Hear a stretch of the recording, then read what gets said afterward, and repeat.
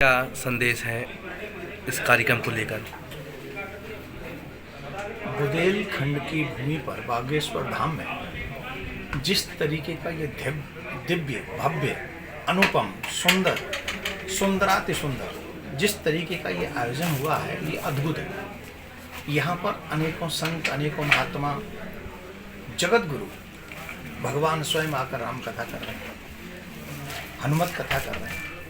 अनेक संत, 251 कुंडीय महायज्ञ जो ये हो रहा है, इस कुंड में एक एक आहुति जब जा रही है तो आप देखिए, विद्वानों के माध्यम से, मंत्रों के माध्यम से जब कोई यज्ञ होता है और वो यज्ञों की आहुति, यज्ञ में आहुति जो पड़ती है उनको स्वयं सभी देवता स्वीकार करते हैं, उससे मानव जाति का बहुत बड़ा हित होता है।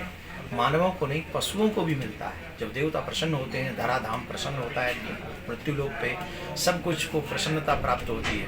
तो ये दिव्य आयोजन हमारे पूज्य बागेश्वर धाम वाले महाराज जी धीरेन्द्र कृष्ण महाराज कर रहे हैं। ऐसे मेरे छोटे भाई हैं और इतना दिव्य भव्य आयोजन करने के लिए सामर्थ्य चाहिए। अभी इससे पूर्व 108 कन्याओं का विवाह इतना दिव्य और भव्य, जिसमें एक बेटी का भी विवाह हम लोग करते हैं तो पता चलता है कि एक बेटी का विवाह करने में हम लोग को, किसी भी माँ बाप को कितना कष्ट होता है।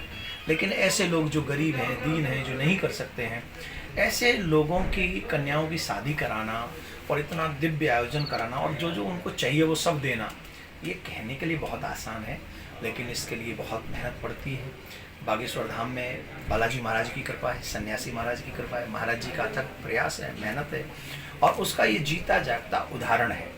हम सभी लोगों को जो धर्माचार्य, हम लोग कर क्या सकते हैं? हम लोग आपसे लेते हैं, इनको देते हैं, इनसे लेते हैं, उनको देते हैं। यही हम लोगों का कार्य है और शायद इसीलिए हम लोगों को ठाकुर जी ने बनाया भी है। तो महाराज श्री अथक प्रयास कर रहे हैं और उस प्रयास में जितने भी लोग यहाँ मैं देखता हूँ, बहुत से सताए हुए, प्रेत के सताए हुए, परेशानियों से परेशान तमाम लोग आते हैं और वो यहाँ पर अपने दुखों से निवृत्ति पाते हैं। ये हम लोगों के लिए बहुत अच्छी बात है और मैं भारत की जनता से निवेदन करूँगा कि आप लोग भी बढ़ चढ़कर ऐसे सुंदर यज्ञों में हाथ बटाएं, सहयोग करें, बागेश्वर धाम आएँ, बालाजी महाराज के दर्शन करें और अपने जीवन की जो समस्याएं उनका समाधान करें। लक्ष्मीनारायण यज्ञ हो रहा है, ये बुंदेलखंड के विकास और यहाँ के जो मूलभूत समस्या हो या शहीदों की शहादत के लिए क्या कहना है इस महाकुंभ के बारे में? देखिए, ये महाकुंभ हम कहें, महालक्ष्मी नारायण महायज्ञ कहें, जो हनुमत कथा हो रही है, जब भी संत समागम, महाकुंभ इत्यादि ऐसे कोई कार्यक्रम होते हैं, वो सनातन धर्म की जो ध्वजा है उसको फहराने के लिए होते हैं। दूसरे, जो पृथ्वी लोक पर मनुष्य हैं उन सभी के आत्म कल्याण के लिए होते हैं। ये सिर्फ और सिर्फ जो इसमें सम्मिलित हो रहे हैं उन्हीं का कल्याण नहीं छिपा है, जो नहीं भी आ पाए हैं देवता लोग प्रसन्न होकर उनको भी वो प्रदान करते हैं, जिनकी हम लोग, जिनके बिना हम जिंदा नहीं रह सकते। अन्न, तृण, जल इत्यादि ये देवताओं की प्रसन्नता से ही प्राप्त होता है, तो वो इस यज्ञों से ही प्रसन्न होता है। हमारे वेद कहते हैं, जब हम कोई मंत्र उच्चारण करते हैं, यज्ञ में आहुति देते हैं, उससे देवता प्रसन्न होते हैं। समय पर जल वृष्टि करते हैं, जल वृष्टि होने पर हम लोगों के लिए अन्न उत्पन्न होता है, पशुओं के लिए तृण होता है, पृथ्वी में जल की जो स्रोत है वो ऊपर आता है और वातावरण स्वच्छ होता है। देखिए, आज आप वायु प्रदूषण की बातें करते हैं, बड़े बड़े मेट्रो सिटियों में चले जाओ, बोले प्रदूषण बढ़ गया। प्रदूषण बढ़ा क्यों? क्योंकि आपने यज्ञ कम कर दिए।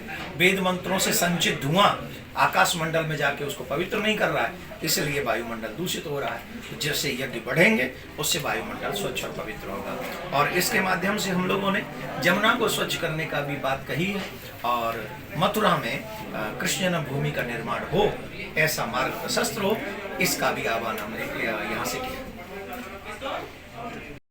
मूवी आई कश्मीर फाइल, उसको लेकर क्या कहना है? इट्स अ ग्रेट मूवी, जिस विषय को हमारे यूथ, हमारे युवा जानते नहीं थे, जिसको छुपा के रख लिया गया था। The Kashmir files. What is the meaning of the माने निश्चित, डेफिनेट है ना। द माने निश्चित और फाइल्स माने जो फाइलों में छिपा हुआ था, जो हो चुका है इतिहास में, उसको फाइल्स में जो छुपा के रखा गया था, वही तो है द कश्मीर फाइल्स। तो जो सत्य को अगर कोई बता रहा है और उस सत्य को, हमें बेटी को छोड़ जाओ, बहन को छोड़ जाओ, पत्नी को छोड़ जाओ और तुम चले जाओ, कहना आसान है, हृदय कांप जाएगा जब ये पता चले कि पति को मारकर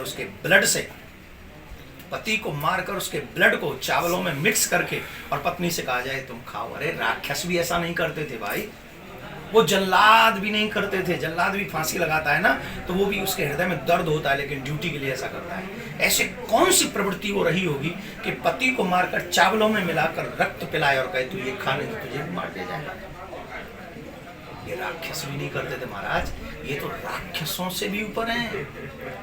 ऐसे लोगों से इस देश की सुरक्षा होनी चाहिए और इस देश के इतिहास में जो हो चुका है वो गलती, वो पुनरावृत्ति दोबारा ना हो। उसके लिए द कश्मीर फाइल सिर्फ एक नहीं अनेक बननी चाहिए और बननी चाहिए, और हिंदुओं को जागना चाहिए। अगर हम लोग और आप चाहते हैं बहन बेटियां सुरक्षित रहें तो पहले जागना होगा, अपने घर में सनातन जिंदा करना होगा। संस्कारी बच्चे माला और भाला दोनों हाथों में रहने चाहिए, इसी से हिंदुस्तान सुरक्षित रहेगा। मथुरा और काशी को लेकर क्या 2024 की अब क्या रणनीति होगी? मैं ये चाहूँगा कि जैसे अयोध्या में राम मंदिर बनना निश्चित हो गया है, वैसे ही मथुरा में कृष्ण जन्मभूमि का बनना भी निश्चित हो जाना चाहिए 2024 से पहले। 2024 से पहले, क्योंकि हम किसी से किसी की जगह नहीं छीन रहे। किसी ने हमारी जगह पर कब्जा किया और वो हमारे देवी स्थान है, और देवी के स्थान पर जो व्यक्ति अधिकार जमाता है, छीनता है, निश्चित तौर पर वो व्यक्ति नरकगामी होता है। तो हम तो उन लोगों को नरक में जाने से बचा रहे हैं। हमारे देव स्थान को मुक्त कर दे तो वो नरक में जाने से बच जाएंगे। इसलिए भाईचारा निभाएं, वो भी भाईचारा निभाएं। वो हमें काशी दे दें, मथुरा दे दें, 2 स्थान दे दें। बाकी हम लोग प्लान करते हैं कि उन लोगों के लिए भी कहीं ऐसी व्यवस्था की जाए जहाँ जाके वो पूजा कर सके और नमाज अदा कर सके। ऐसी व्यवस्था हम योगी जी से कह के करवाएंगे, अवश्य करवाएंगे। गुरुजी गौरक्षा पे क्या कहना है? गौरक्षा को लेकर गौरक्षा होनी चाहिए। प्रत्येक हिंदू को एक गौ पालन करनी चाहिए, और जो लोग गौ हत्या करते हैं उनको फांसी होनी चाहिए। गौ हमारी माता है, 33 करोड़ देवी देवता बसते हैं, गौ की हत्या नहीं चलेगी। अभी योगी सरकार को अल्टीमेटम दिया है क्या कि 2024 अभी अल्टीमेटम हम नहीं दे रहे हैं, हम तो ये प्रार्थना कर रहे हैं कि जल्दी से ये कृष्ण जन्मभूमि का काम से दो। अरे भाई, मुसलमान भाई लोग कहते हैं हम दोनों जगह खाली कर रहे हैं, तो न योगी जी की जरूरत होगी, न हमारी जरूरत होगी, न किसी की। भाईचारा निभाओ ना। आप हमारे मंदिर को खाली करो, मथुरा को और काशी को, हम आपकी पूजा की भी व्यवस्था कहीं ना कहीं करवाएंगे। ये भाईचारा अवश्य है। जिस तरीके से